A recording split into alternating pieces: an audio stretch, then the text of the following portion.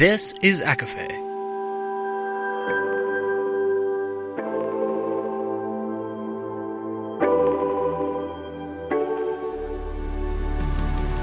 Laura Marie and Jessica Marie proudly present A Court of Fandoms and Exploration, a podcast.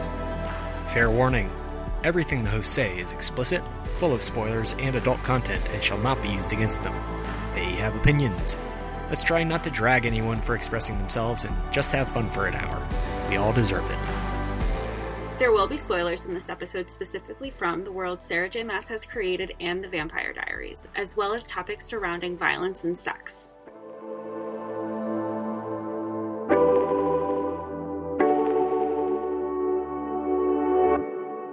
Hi everybody, and welcome to A Court of Fandoms and Exploration, your weekly deep dive into the YA literature and fandoms that we love. I'm Laura Marie. And I'm Jessica Marie. And today we are discussing A Kingdom of Flesh and Fire, the name that is said in the book several times. Shout out to Stina Nielsen, who I always hear it in her raspy voice as Poppy. Of flesh and fire. When the first time they said the phrase, I thought of that Family Guy meme that you always share with me where Peter's going, hey, they said it! They said the thing! It always makes me laugh. They said the thing. Oh, they do it a lot in Blood and Ash, too. It's just like, From Blood and Ash, we will rise. And I mean, that carries over into this book, too, which I love. But was it just me? I didn't know what to expect from this book, except that people were talking about it. That was all I knew. And it was so good. It was just such an unexpected surprise. And I know I've said this to you in the past, Laura. I was like, I want to be spoiled like a princess, but treated like a queen. And I feel like this book and Hawk gave us that. He's a fantastic YA new A fictional book boyfriend. He's wonderful. He's wonderful.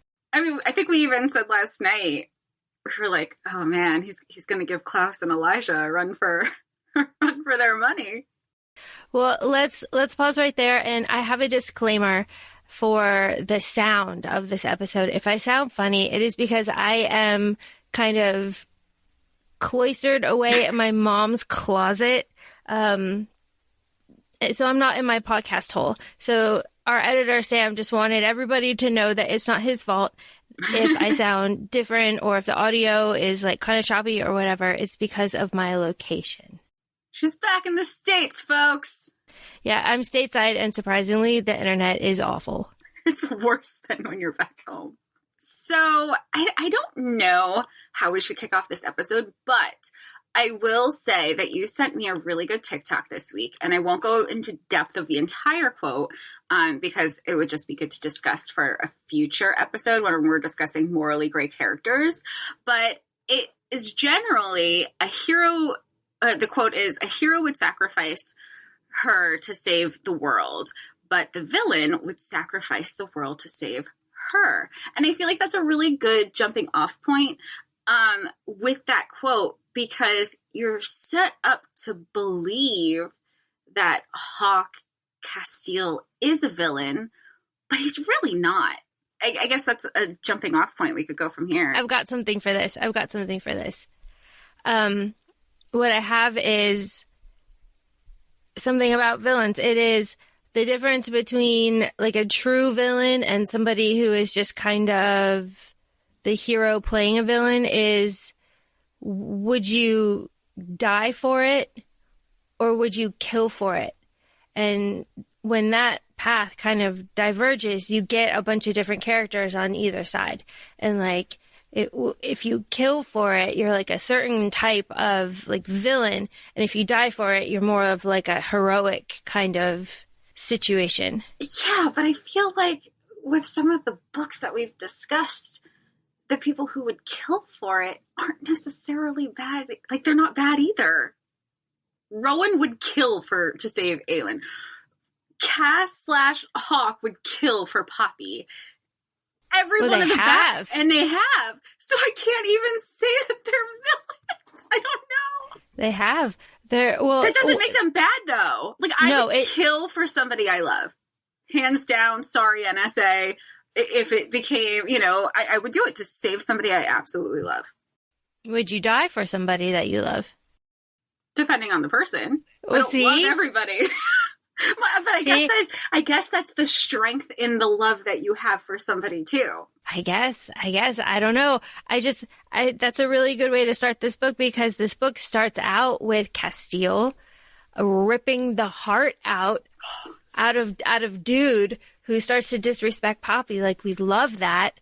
That shouldn't be what it is, but it is what it is, and it's great. So I like, it was weird that I'm watching it and I go, I want somebody to do this for me.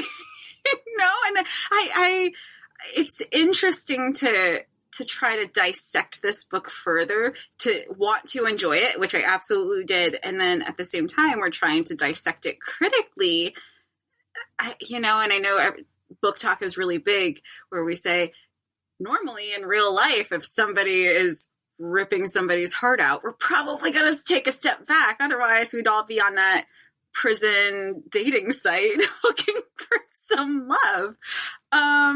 But you read these here, the way these book males are portrayed and written, you can't help but say, that's hot.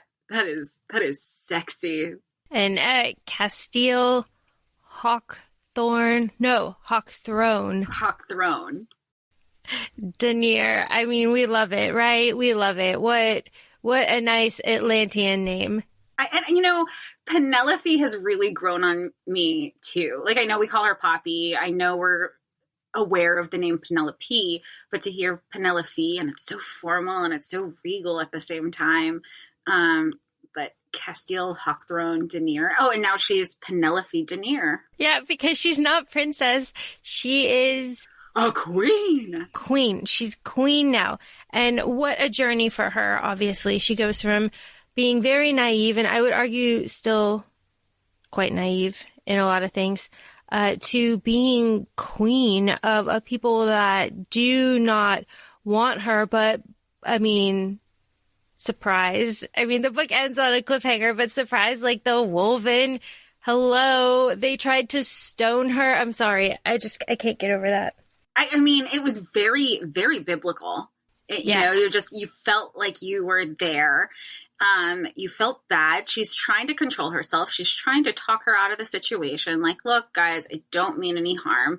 I cannot wait till Casteel gets a hold of Beckett, because he's going to lose his shit.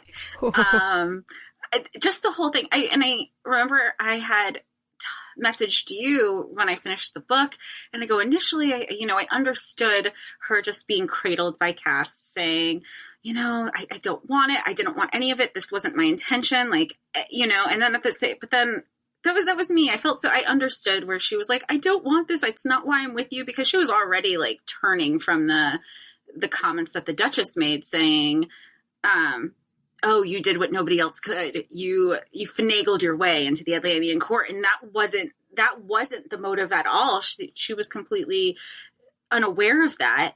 And I think she still wanted Cass to know, but the fact that she did it, I hope that we see in Gilded Bones that she goes, wait, this is a good thing. Like, now I have even more. I want her to realize the power that comes with her new role, I guess, because she's not just, I mean, the Queen of Atlantia didn't even question. There was no coronation. It was just like, here you go. My bad. You are the queen. You are queen, descendant of the gods. If we take a step back for a second, because you brought it up. When the Duchess shows up at Spess's end, that was one of the few moments in a book where I was just like, oh my goodness, what is this going to be about? I don't know why. Like, I started rewatching The Vampire Diaries recently, and it has occurred to me as an adult that vampires are scary. Like, right? They're scary. Like, obviously they're popular for a reason, but they move fast, right? There's like blood everywhere. There's sharp fangs. Things happen and end before you can even process it. Yeah. Oof. I don't know. the way that they're written in this book, you know, like vampires written in this book, they are kind of extra scary for some reason. They like don't have emotions. Poppy can't read them. She doesn't know what really happens to their like soul, or they can't go out in the day, like, you know, da da da da. So when the Duchess rolls up in the middle of that battle, and that, you know, she's got the blackout carriages and stuff, it was just like, wow. Not only is it serious, like the Duchess came all the way out here because they made the point to say like, oh, you know, the Ascended don't come out here because we're not important, whatever. It was just one of those well-written moments where I was actually anticipating and kind of freaked out for the main characters. Like, this is going to be a big plot moment and I have no idea what she's going to say. And it's because of the Duchess's role amongst the Ascendants. That you're like, wait, and I mean, essentially that is the person, you know, if a leader like that comes onto the field, you're like, okay, that's your new target point. That's who you kind of want to take out. And for her to show up like that is kind of wild. But even in that scene, it was over and done with a lot quicker than to talk about, like, you're like, oh, what's going to happen? I feel like it was so short than how it could have been. Well, and I think that is because Poppy, she's one of my favorite kind of like book heroines. She isn't afraid to act. And I really like that. She's not sitting there like, oh my God, like the Duchess. Oh, I'm going to let her keep talking. She just like stabs her, right? But she did that in the first book too. She acts first, questions later, which isn't like in real life the best way to go about things. But she murdered, she kind of has to. I mean, these are people that she had been cloistered under. And in a way, she was a slave and even kind of knew it then, her entire life by these people. So there's going to be a lot of pent-up rage, especially now, the more truth that she's finding out about them. And also, she is at such a disadvantage because she's surrounded by Wolven, she's surrounded by Atlanteans, who are like basically vampires, and she has the ability to like read emotions, and then obviously throughout this book that changes, but her ability to strike and act fast and not hesitate really works to her advantage when she's dealing with all of these supernatural people. Do you think it's fair to say that Atlanteans are vampires in a way, and the Ascendants are definitely vampiry, but the Ascendants, because she can't read their emotions, are like on the Vampire Diaries, when the difference between when your humanity is shut off and on. Like Atlanteans they don't shut off their humanity, but the vampire do, and the Craven. Okay. I'm trying to think. I'm trying to think because they kind of explained, not obviously this specific line of questioning, but they explained it, right? They're like, okay, so the king drained his lover and gave his lover his blood, right? And then she became the first vampire, and vampire can't control their hunger, and in doing so they create Craven, right? That's right. Yeah, I think how I took it was vampire are created if all the blood is drained first and then pumped back into it, whereas Atlanteans don't get completely drained because there's still a feeding, right? I tried to look on like from Blood and Ash Wiki, and there's not a lot of to try to dumb it down for me. But I think that's more or less what it is. Okay. But I will say JLA had, just through reading so far, I just feel like it's a very fresh take on vampirism. I don't know the proper term. Maybe that's it. Vampirism. She has a different, like a refreshing take on vampires and werewolves. And it was really nice to see that it didn't feel, oh, here we go, another vampire story. You know, like we've seen in everything. I think that is a credit to JLA's world building.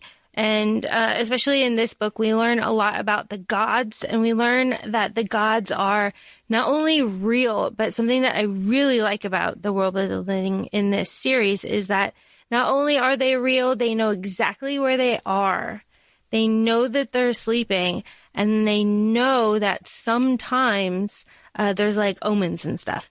So I really appreciate that, especially as Poppy's like kind of going through her awakening as a character, as a person, as her powers like start awakening, all that stuff.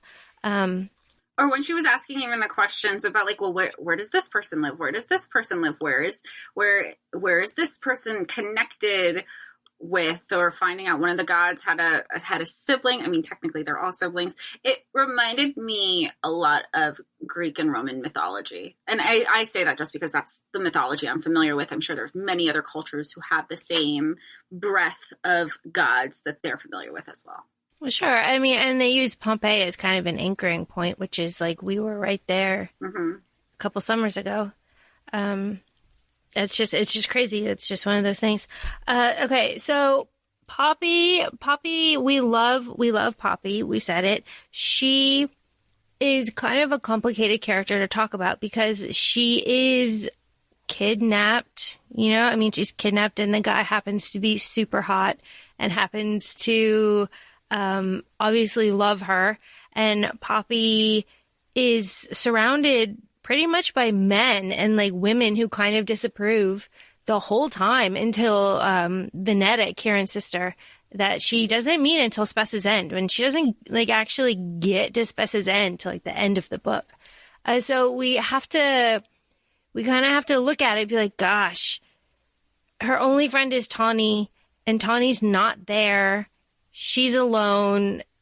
That's kind of weird. And even in the first book, there's the question of her relationship with Tawny. Is Tawny really a friend, or is she just going to be this person who's going to be ascended and basically like her handmaid during, you know, kind of like her keeper during her stay? So there's a question on the relationship there. Like Poppy's internalizing the question. Is it discussed about Stockholm Syndrome with Hawk and Poppy at all? And I don't want to think that, because she was falling for him as Hawk prior to being kidnapped. But I can't help but feel like that discussion has to, you know, is that the person who's giving her attention? She doesn't have a female friendship. She's surrounded by all these other people. They're basically instructed not to interact with her. And if they are, it's very loosely. So she's attaching herself to the one person she's been able to have a connection with and quote unquote choose for herself this whole time. Right. And not only a connection, but like a physical connection as well. Although she does say, and she does say it like over and over again, like, you know, I chose you. You were the first thing that I chose for myself. I was aware the whole time. So she does kind of stand up for herself. And that is in character. Poppy does always stand up for herself. But yeah, I don't know. It's weird, but we kind of are just like, well, she's a fiery, like, princess thing, right? And Casteel's like a sexy vampire thing, and we like it. And Kieran, we love Kieran so much. We do like Kieran. We love Kieran. Can I mean, we just say Reggae Jean Page, who plays the Duke of Hastings, absolutely needs to be casted as Kieran. I know he doesn't have the light eyes. I know initially I thought of Jesse Williams from Grey's Anatomy, but then it just clicked that it needed to be just my only casting for the entire book. Yeah, well, he's perfect casting, absolutely. Jess, you now know about the joining. I do. However, it's still not specified that we're getting it. Everybody is on, I mean, maybe I just haven't gotten too, like, super far down this specific rabbit hole, but I know what the joining is. We all know what the joining is. Yay, joining. We want it. We need it. We're desperate for it now that we want it so bad. We want it so, we're in desperate need of this. But where's this assumption coming from that we're definitely going to get it? Because it says it doesn't always happen, you know, so, you know, it's a tradition, but like it's loosely followed. Why do we think we're getting it in Gilded Bones? As far as I know, it's because JLA said there is a scene in Gilded Bones between characters that she has never written before. Okay, so it comes from there. I mean, who knows? She has like over 40 books. I had no idea. Yeah. There is a extensive catalog of books by JLA. So right now it's just an assumption. We just know that there's a joining and we know that she's writing a scene she's never heard of, but we don't have confirmation on what she's writing. Right. And okay. So we need to say that we have read, obviously, the extra chapter that JLA has released that I believe she released on Christmas or around Christmas. Yeah, she released it on Christmas. Only the first chapter. It wasn't this slew of chapters, no. And we love this. It explains that the bonds are broken, which is absolutely fantastic. So all the Wolven are, and their bonds to the elemental Atlanteans are all broken.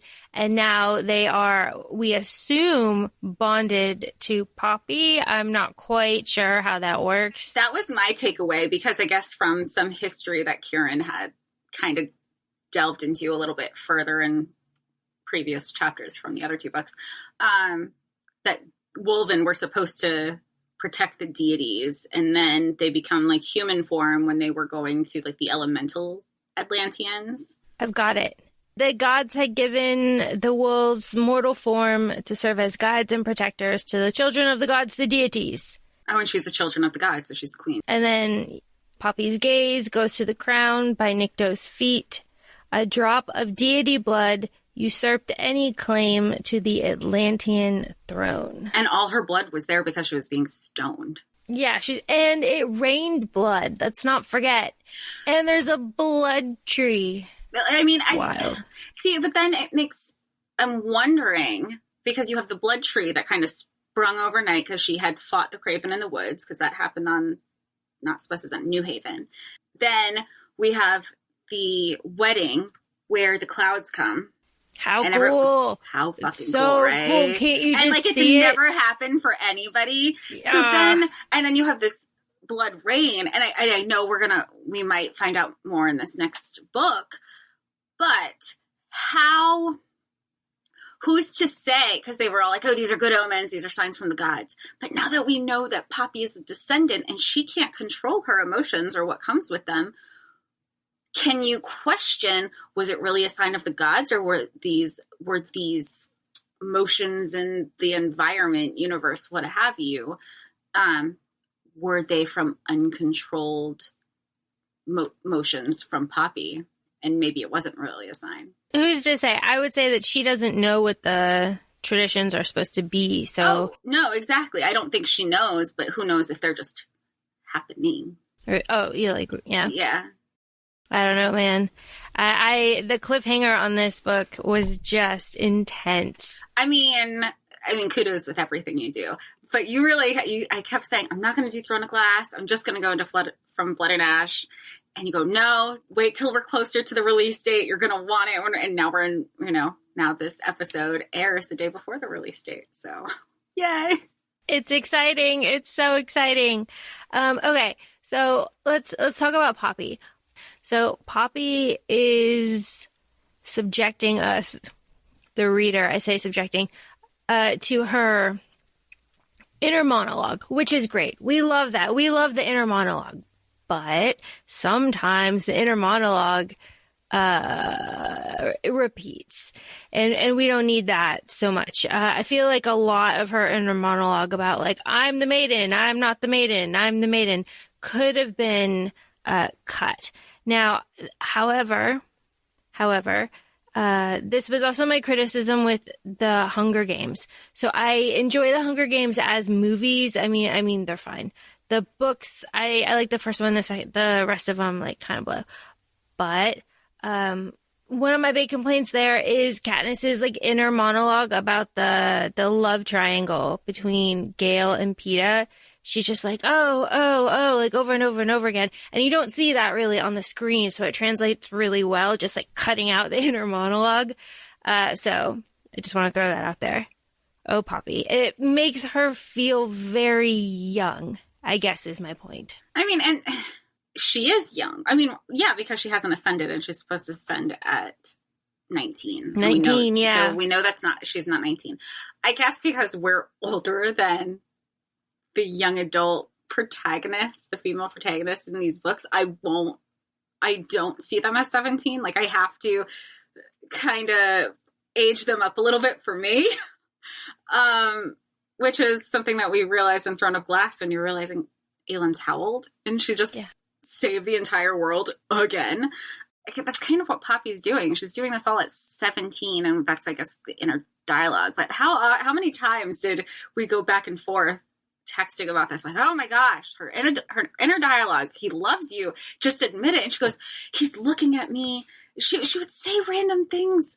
He's looking at me as if he cared, or would catch his breath. He's probably plotting something. No, he's in love with you. I will, please, you want to exchange? Because I'm pissed at you for not just realizing that this man has given up his entire world, his entire plan to save his brother for you. Well, and this brings me to a point that I want to make, which this book has not only all my favorite tropes, but all my favorite, like, author language tropes, and I just wanted to share those. So it has all the tropes that I love. So we have the ordinary girl who's, like, chosen trope.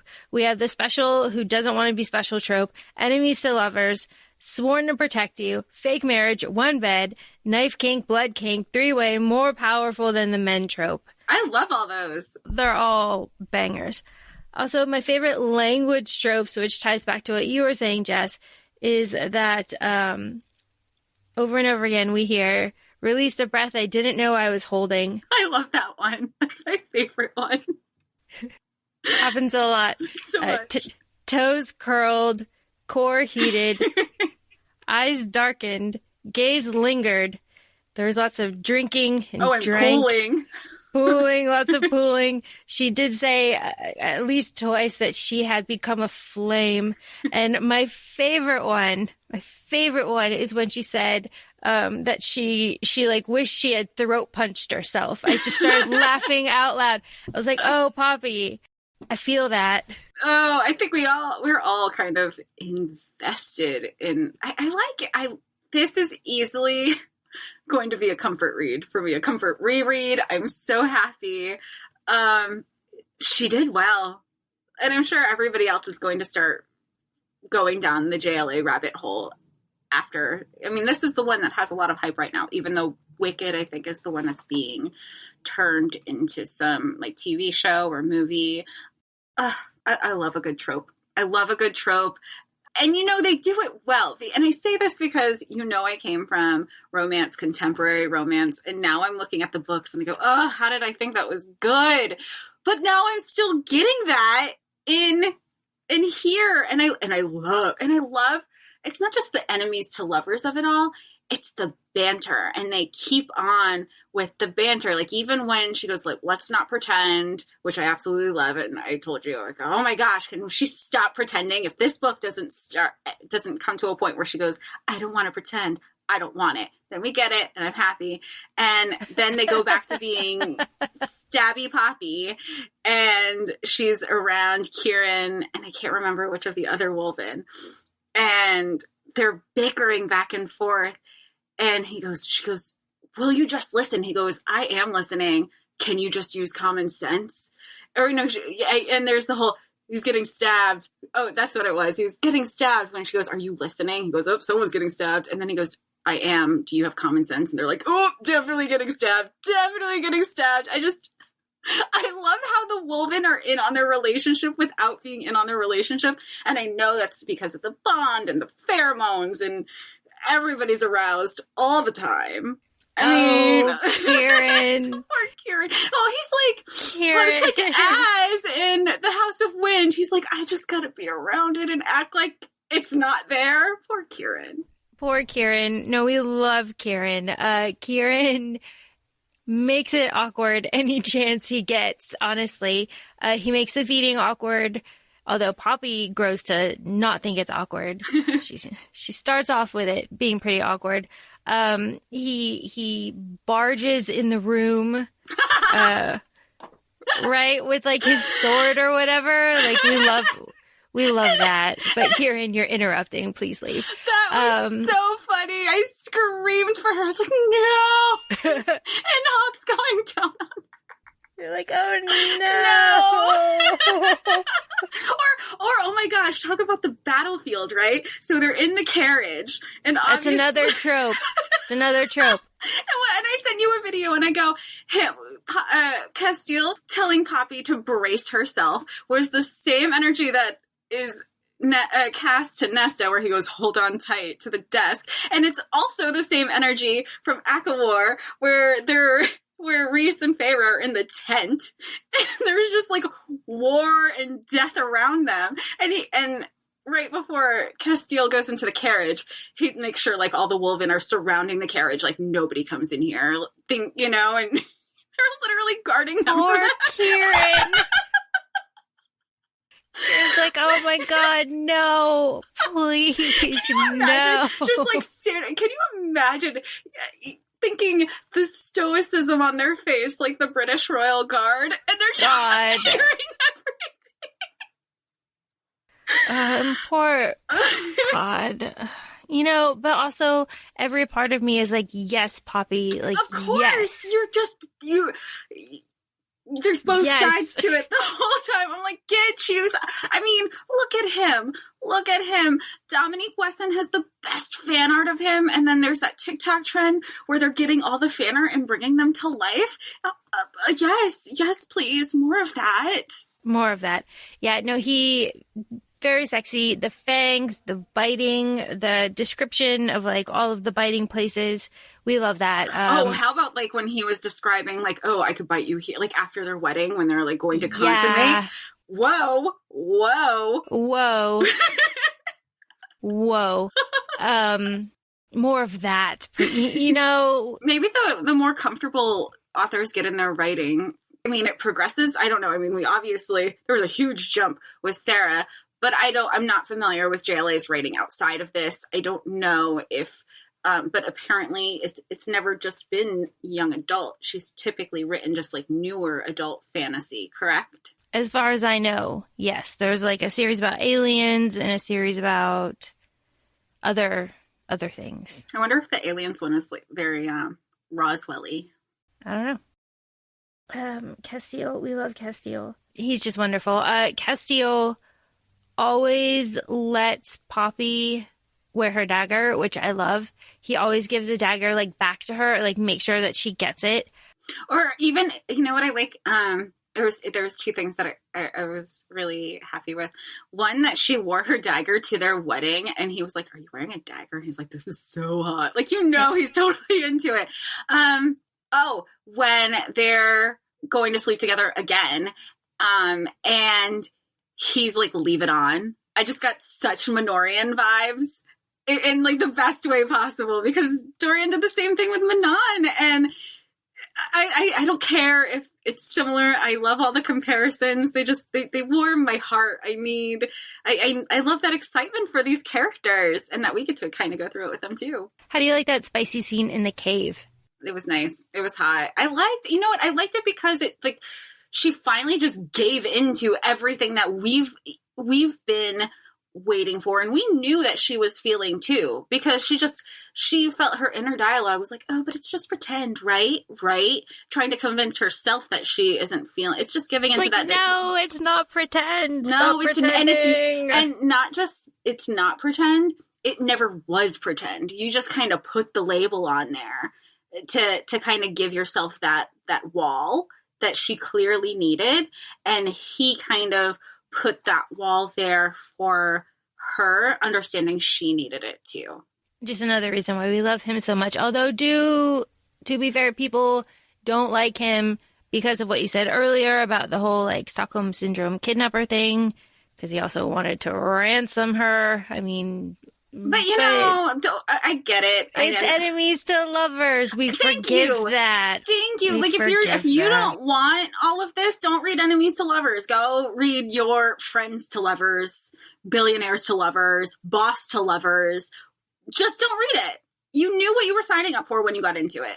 There's a quote here that I really like from this book, and it is, "He was both the villain and the hero, the monster and the monster slayer."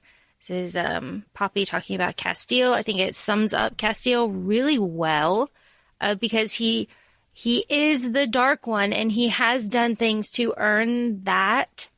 And I really like that scene outside of, New Haven, when the first Ascended comes to take Poppy back, right?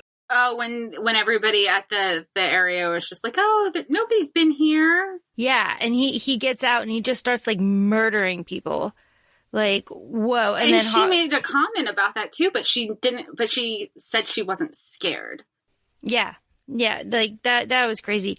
Also, you know, I said earlier, like, vampires are, like, kind of scary, and, like, we've kind of been desensitized to how terrifying they actually are. But when Poppy wakes up alone in that carriage with Cheney, right, and he's hurt, and he's like, you know, I just need a little bit, and he starts, like, attacking her. Oh my God. That is so scary. Like, not just as, like, well, this is a, like, vampire, which, I mean, obviously, surface level, very scary. But as just, like, a woman, like, waking up after being knocked out in a carriage by herself with this strange man, it's just scary on another level. And you had already, I think at that point, we already knew that they're not supposed to be left even feeding on somebody else without another Ascended there because of how anybody can spiral. And since we're talking about how scary vampires are, I really liked the scene where right after Poppy had thought she killed Casteel, stabbed, and she's running away. She's like, I need to get away from here. And she gets into the woods, and then, you know, Hawk finds her. They're in the woods, and then the Craven come, and then they fight the Craven together. Just like we know that the Atlanteans, when they fight, they can be monsters or however you want to say it, even though I don't see it that way. Their body count, because I think there were 11, he slayed 6 and she slayed 5. And I remember making it a point that at this point, she's just the maiden. The only skill set she has is what Victor has taught her. And Hawk obviously continued to encourage while they were fight, like, you know, when he was just her guard. I think it's important to note her strength where she wasn't, she was protecting herself. And even when Cheney kidnaps her to take her back, Casteel, we were using them interchangeably. He goes to rescue her and he makes a comment and he says, here I was thinking I was going to come rescue you, but you clearly rescued her yourself because she had just killed him, you know, stabbed him to death, rightfully so, which was needed, which I really do like. And I appreciate that Poppy is written as this strong character and that we don't always see often, because Victor taught her, Casteel continues to encourage her, and it also reminds me of Reese, where he knows that Feyre can protect herself, just like Hawk knows that Poppy can protect herself, and they know the help is there if they want it, but they can hold their own too. I also really like how Poppy's curiosity is like, they kind of like make fun of her a little bit for it, but mostly it's kind of celebrated. She isn't just like sitting there kind of accepting anything. She wants to ask questions. She wants to know what's going on. She wants to see, like Spess's End, she wants to see what's going on and meet the people. And that is a quality that, generally is looked kind of like down upon. But in this case, it is celebrated because she is becoming like an active participant in her story. Like she can fight, but she's also like figuring out stuff on the other end, which is important because Casteel is doing the same thing because he is like with her, but he's also the prince. So he has to do that too. I just really like that. And she's able to now. She wasn't able to. I mean, she questioned things internally to herself, as we know this through the inner dialogue, but she was never able to outwardly speak on these curiosities and actually get an answer with what she was looking for. And like you said, I think Casteel embraces that too, because he says like, you know what, I'm glad you're asking these questions because I'm asking myself the same thing, you know, and she deserves to know. And she's in a way, she's in a safe space where she trusts people now, and they're obviously trusting her because they're not locking her in her room anymore. And they want to hear what they say, because the questions that she'll bring up, it's like, oh, we didn't have that foresight. Even when Casteel tried to send her away with Kieran initially right before the battle, she goes, I'm more like, yes, I'm not a liability. How dare you say that? But also, if I'm gone, who's going to do the healing? I'm the only one who's able to heal people right now. I don't know how, but don't you want that? Yeah, I think she fights for herself because she was never able to before. And then we have Alistair's fantastic quote saying that she is the neck that turns the head, right? And she obviously, Alistair is talking about Casteel and the prince and becoming, you know, princess and then queen. But in this case, he's talking about when Casteel becomes king. But like, so she is more powerful than she gives herself credit for. And I think that when he says that, she kind of realizes like the changes that she had been considering when she was still just the maiden and, you know, going to the queen and asking about things and telling the queen about the way that she was treated and like standing up for herself that way. Now she can really make changes because she's in a position of extreme power when before she wasn't. When Alistair said that quote, it reminded me a quote from My Big Fat Greek Wedding, because the mother in the movie goes, the man might be the head of the family, but the woman is the neck. And the woman can make the head, and the neck can make the head turn any way she wants. And it's just bigger picture. I can't get a grasp on Alistair. I feel like maybe he's just so loyal to the king of Atlantia that that's where his loyalty lies. Because remember that one Wolven that Poppy was healing? He goes, Casteel is our prince, but we still serve the king. And I feel like Alistair isn't happy with any of the choices that Casteel is making especially when it comes to Poppy. Yeah, that is exactly right. No, Alistair is suspicious. We know this. He also, like, okay, correct me if I'm wrong, but he was the one that told Casteel's mom about Casteel's dad making the first vampire, right? Like, and then it broke his bond, right? Isn't that his whole deal? I thought he had a bond with the queen. Hey, okay, we are not perfect. Okay.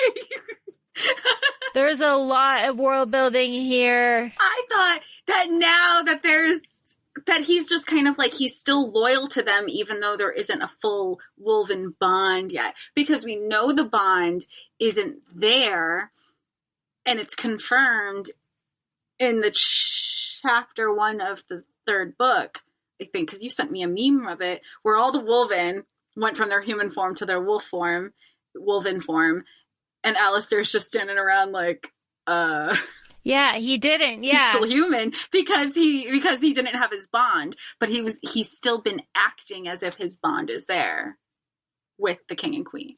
Well, I just felt like the queen had remarried at some point. She did. Then the second marriage is to Casteel's dad. No.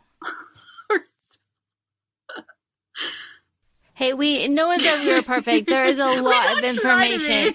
We're all here for the witty banter and the romance. So I'm sorry if our politics analysis, I mean, I know it's my second go through. I should be better, but I'm sorry. No, I think it's very helpful. It's a learning opportunity for all of us, because then when we're posting snippets, or if we're not, regarding this episode, please get in the comments to be like, no, this is how we understood it. Because for all we know, we're all on different pages. We're like, wait, this is what I thought, and this is what this person thought. So yeah, no, for real. We love this.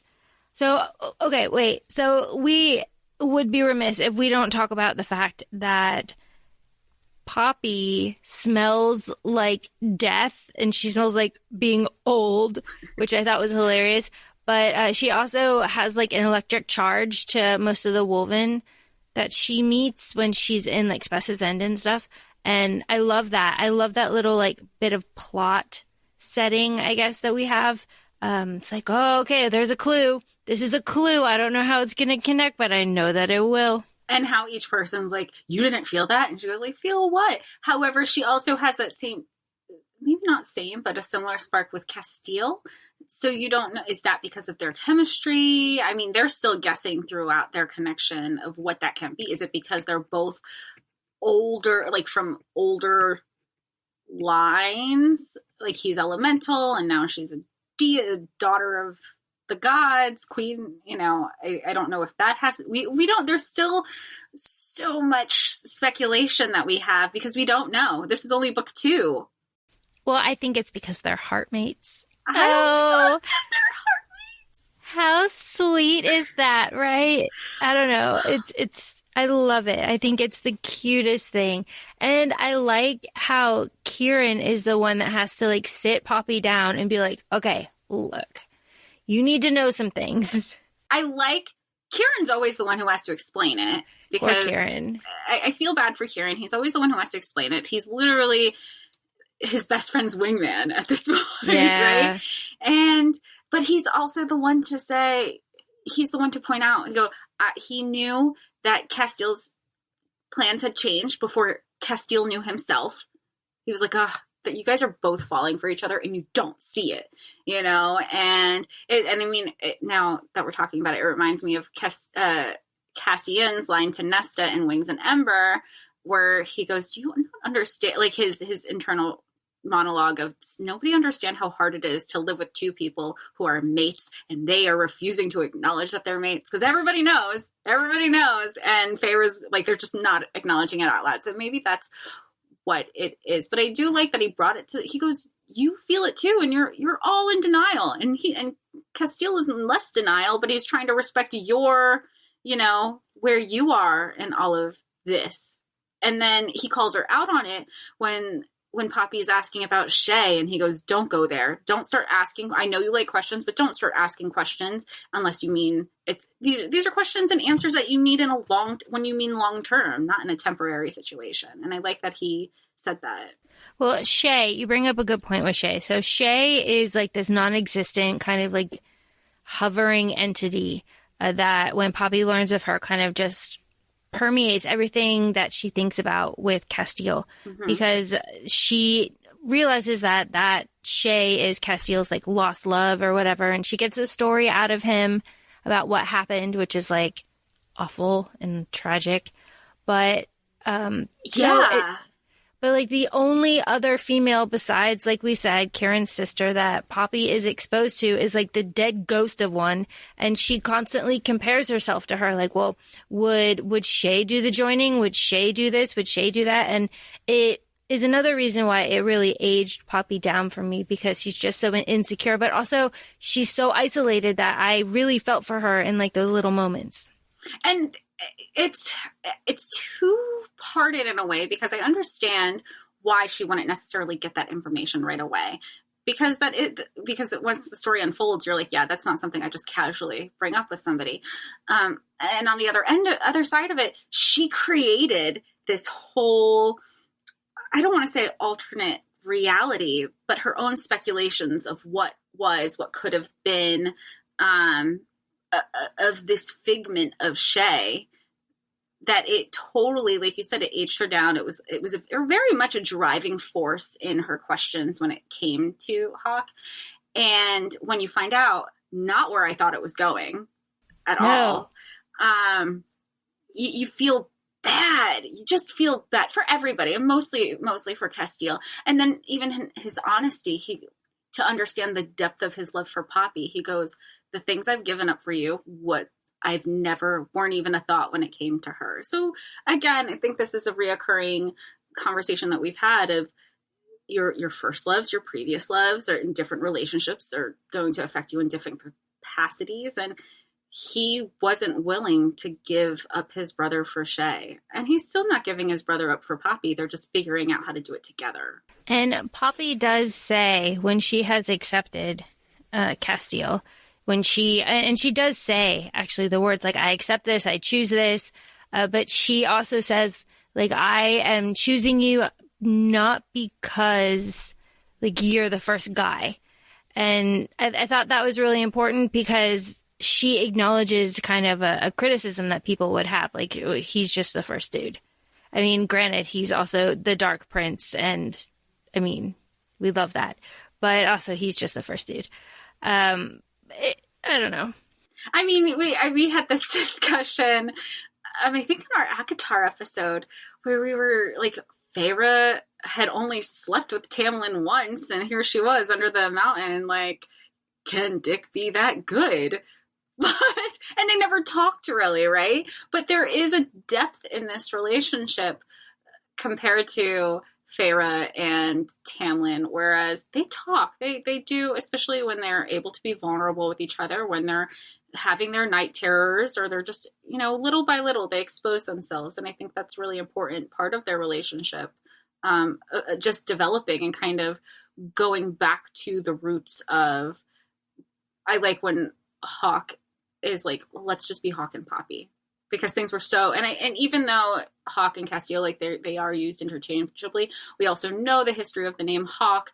Only the closest people can use it. And it's just a place of, this is when things are simple and we don't have the world influencing that. We can just be us. And I think that's even important now. Like, if you have a relationship, to be that person, to be like, you know what, like, let's take everything out of the equation. Let's just be and be us, and remember that. Because I think sometimes if you get away from that, that's where things can become strained at some points. I mean, everything's a roller coaster, but I like that they make it a point. Like, it's almost like having a date, like having date night. That's sometimes when they get together. I thought that was nice. Like, let's just have a date night. Let's just go to the cave. Let me just fuck you. So Casteel and Poppy do communicate more than a lot of your typical kind of YA-NA pairings, I guess, which I really like. And he does grant her a lot of freedom. He gives her choices when he can, I guess. But she is also, of course, very independent and more powerful. And we love all of this. The spice level of this book is relatively high. I mean, not compared to some of the other things that we've read, but it's there. Their physical relationship is it used as a distraction? What do you think? What did you think about this? That was something I think I had put in the notes, that it's, I don't think it's a distraction for him. I think it ebbs and flows, because initially their physical reactions weren't, whether it was Hawke or even when she was brought over to New Haven, I don't think it was a distraction. I think it was purely based on emotion. Then, even when, like, she needed to fall asleep at night, then when he started using the pretending dialogue, I felt like that's when she was kind of using it as an escapism at points.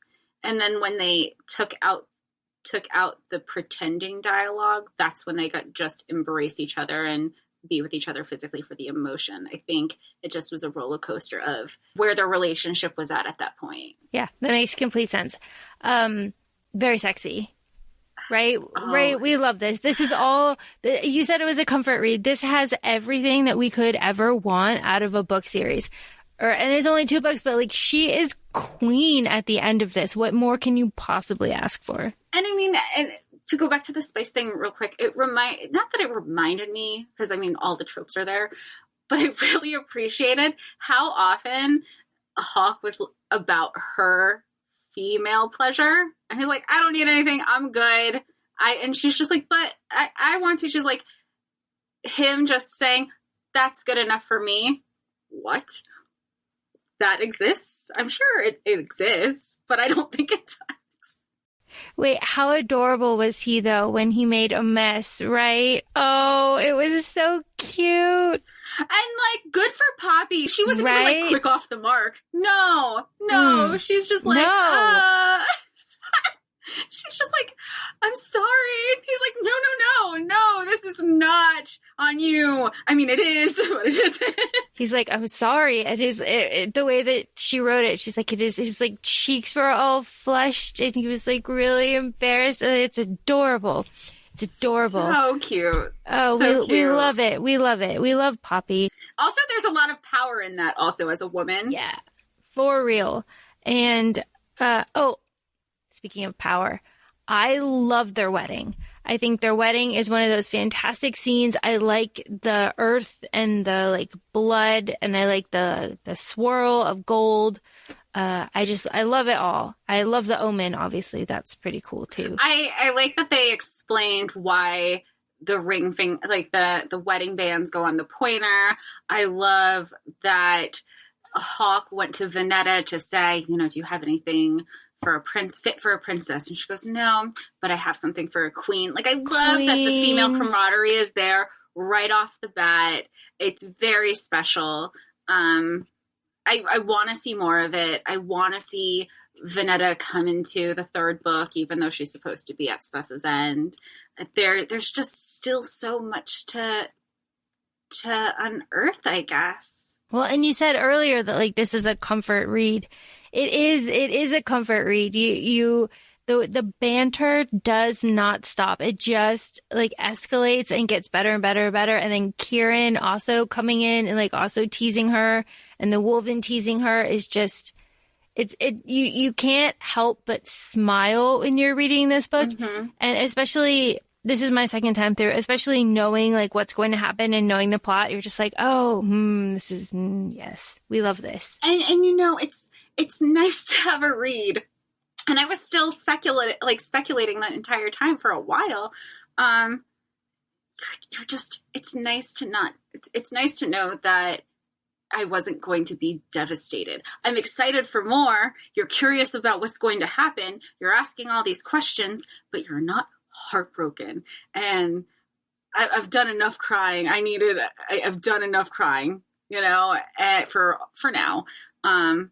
Because I did all of Throne of Glass. I did Addie LaRue, and then I did Silver Flames, and now we're here. And it's very refreshing. It's very refreshing. And, you say that, and then you also ran out and immediately read the extra chapter that JLA Same day. had dropped. I mean, you needed to know. So not only does it not destroy you, but it is exciting. It makes you want to read more.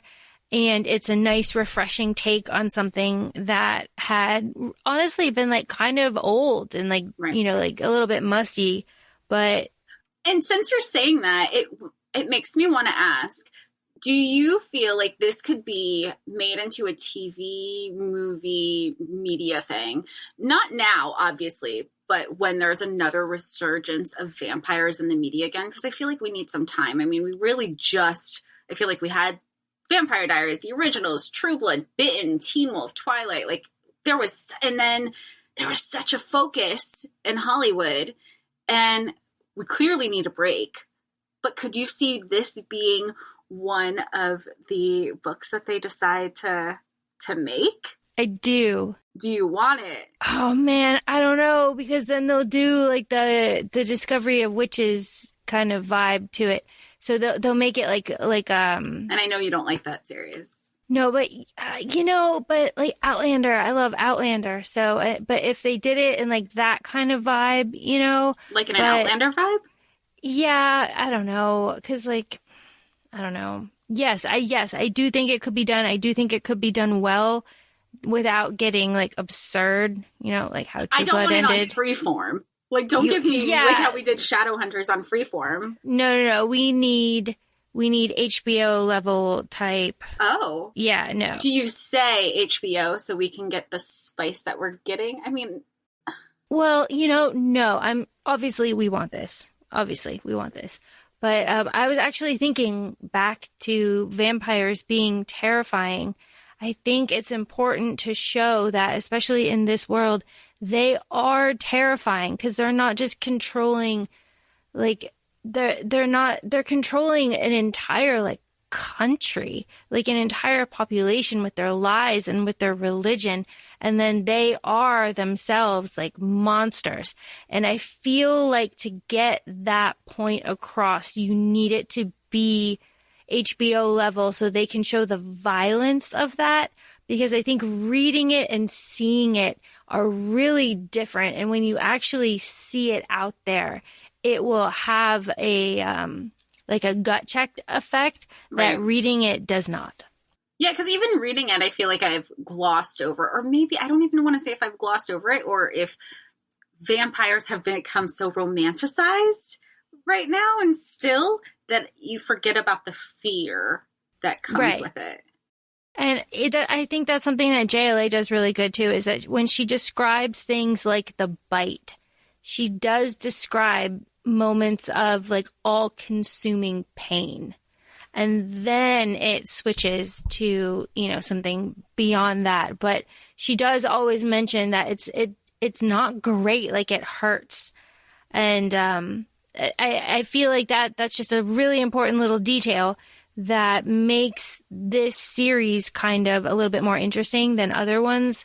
And we get that because it's in Poppy's point of view. If it was in a different point of view, we wouldn't know that.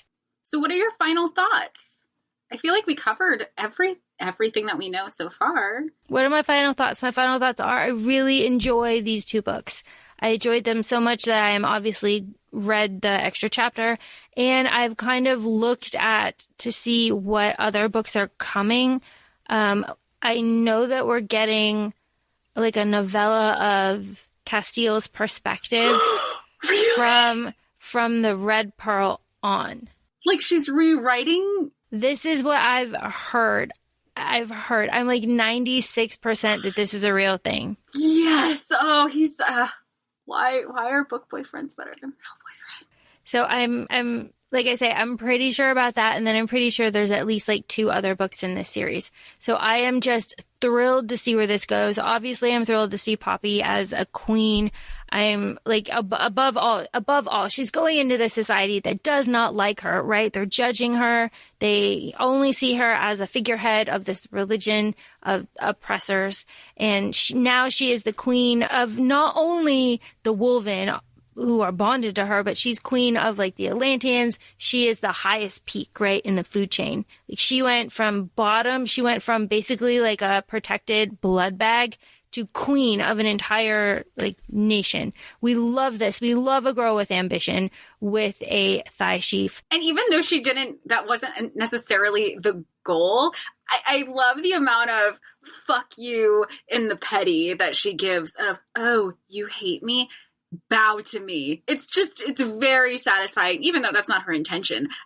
Imagine having your enemies bow to you. How satisfying is that? Oh, you hate me? I'm so sad. Bow. We love it. We love to see it.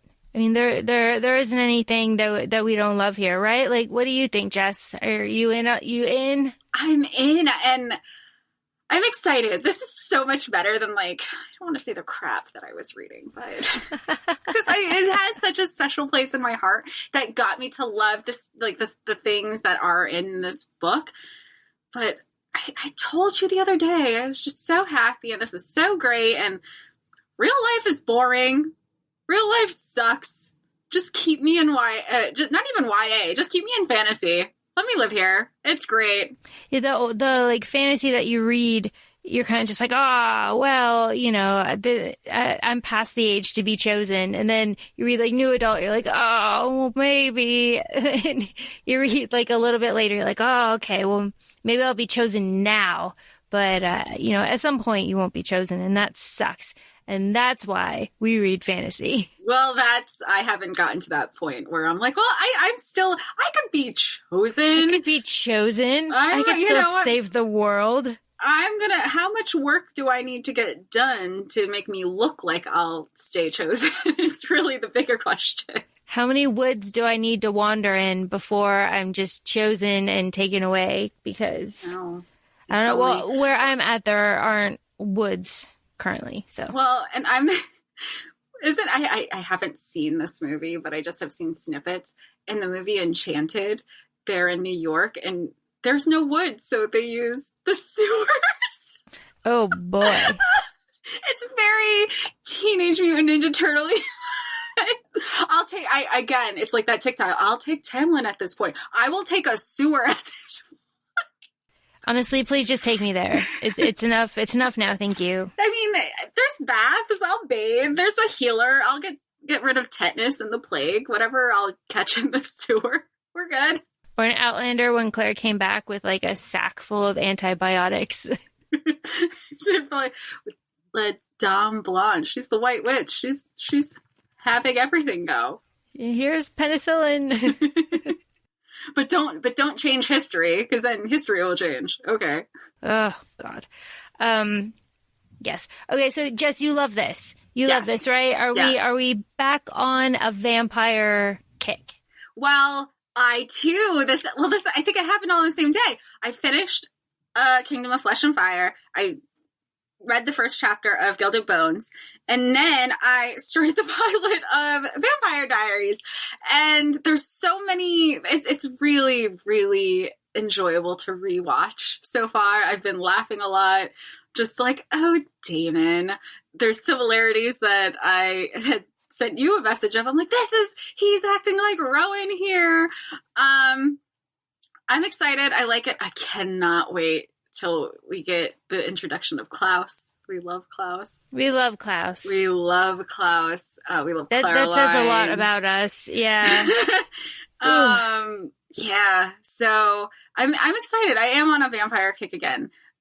We'll see. I mean, obviously, we'll eventually have a Vampire Diaries episode also, strictly based on the show, not the books, and we'll go from there. But I mean, what about you? You're rewatching too, so I am rewatching the Vampire Diaries. Hilarious. Cannot take Stefan Paul. I cannot take him seriously. Just knowing what we know behind the scenes and stuff, and like just how much he didn't like Nina and. It just all of this drama. It's just like, oh my God. All the Vampire Diaries drama and rewatching it as a different knowing. But Paul as a person, we love. Yes, we love Paul. We should say that we have met most of the Vampire Diaries cast and most of the originals cast. Yeah, you were one of the first people to congratulate Joseph Morgan on his engagement. I was on a dare. And lots of drinks. It got done.